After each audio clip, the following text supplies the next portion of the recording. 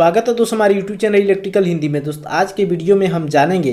Motor का supply wire interchange करते हैं तो मोटर का डायरेक्शन चेंज कैसे हो जाता है, इसका रीज़न क्या है। जब वो क्लॉकवाइज चलता है और केबल इंटरचेंज कर दिया जाता है तो वह एंटी क्लॉकवाइज कैसे चलने लगता है, आज की वीडियो में हम यही जानेंगे। तो चलिए हम वीडियो को शुरू करते हैं। सबसे पहले दोस्तों हम ये समझ लेते हैं कि मोटर का जो रोटर होता है वह मूव कैसे करता है। जो 3 फेज का इंडक्शन मोटर होता है उसमें हमें 3 फेज देते हैं, यानी आर वाई और बी 3 फेज दिया जाता है और तीनों फेज का अपना एक इंडिविजुअल मैग्नेटिक फील्ड क्रिएट होता है। कोई भी जो मोटर होता है दोस्त उसके अंदर जो रोटर लगा रहता है वह रोटर जो है मैग्नेटिक फील्ड जिस डायरेक्शन में घूमता है उसी डायरेक्शन में जो रोटर होता है वह घूमता है। जब तीनों फेज की सप्लाई दी जाती है तो तीनों फेज का इंडिविजुअल अपना मैग्नेटिक फील्ड क्रिएट होता है। जो रोटर होता है दोस्तों रोटर के कंडक्टर को कट करता है जिसके कारण से एक टॉर्क प्रोड्यूस होता है और उसी टॉर्क के कारण से जो मोटर का रोटर होता है दोस्त वह घूमना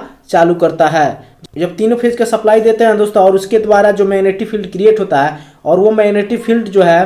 रोटर पर टॉर्क प्रोड्यूस करता है और उसी टॉर्क के कारण से रोटर घूमना स्टार्ट करता है। जब तीनों फेज कॉइल में सप्लाई दिया जाता है तो उसका रोटेटिंग मैग्नेटिक फील्ड क्रिएट होता है। जब रोटेटिंग मैग्नेटिक फील्ड क्रिएट होता है तो वह एक फेज सीक्वेंस में होता है। जब एक फेज सीक्वेंस में होता है तो इस कारण से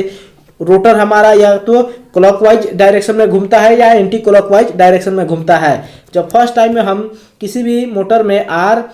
वाई और बी 3 फेज हम देते हैं तो वह मान लेते हैं कि वह एंटी क्लॉकवाइज घूम रहा है। आर का अपना एक अलग मैग्नेटिक फील्ड क्रिएट होगा और फिर वाई का अलग होगा और बी फेज का अलग होगा, यानी तीनों फेज का अपना मैग्नेटिक फील्ड क्रिएट होगा जो रोटेटिंग मैग्नेटिक फील्ड क्रिएट होगा। और यही जो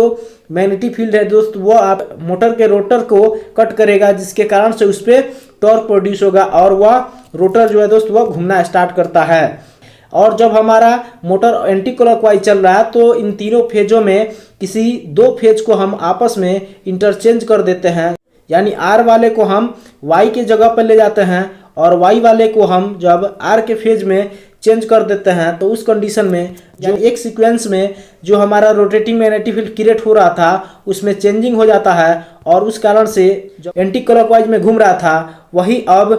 क्लॉकवाइज डायरेक्शन में घूमने लगता है। और इसका जो चेंजिंग करने का बात है दोस्त ये आप चेंजिंग मोटर के टर्मिनल से कर सकते हैं या आप जहां से सप्लाई आपका आ रहा है जो आपका एमसीबी लगा है दोस्त उस एमसीबी के इनपुट पावर से कर सकते हैं, चाहे आप एमसीबी के आउटपुट पावर का जो केबल लगा है वहां से कर सकते हैं, या आप अगर स्टार्टर यूज किए हैं तो उस स्टार्टर में तीनों जो टर्मिनल है उन तीनों टर्मिनल में से किसी 2 को आप एक दूसरे के जगह पे इंटरचेंज कर देंगे तो उस कंडीशन में जो रोटेटिंग मैग्नेटिक फील्ड है उसका डायरेक्शन चेंज हो जाएगा और जब मोटर हमारा एंटी क्लॉकवाइज में घूम रहा था वो आपका क्लॉकवाइज डायरेक्शन में घूमने लगेगा।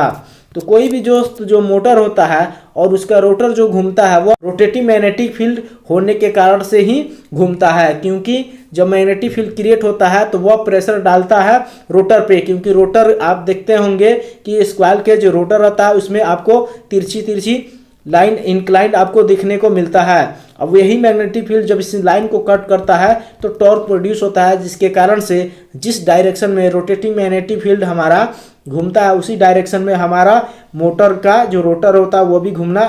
स्टार्ट करता है। और वहीं जब हम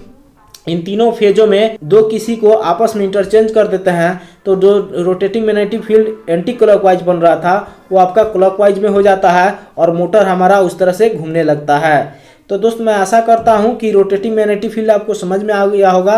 और 2 केबल को आपस में इंटरचेंज कर देने से जो मोटर होता है दोस्त वो कैसे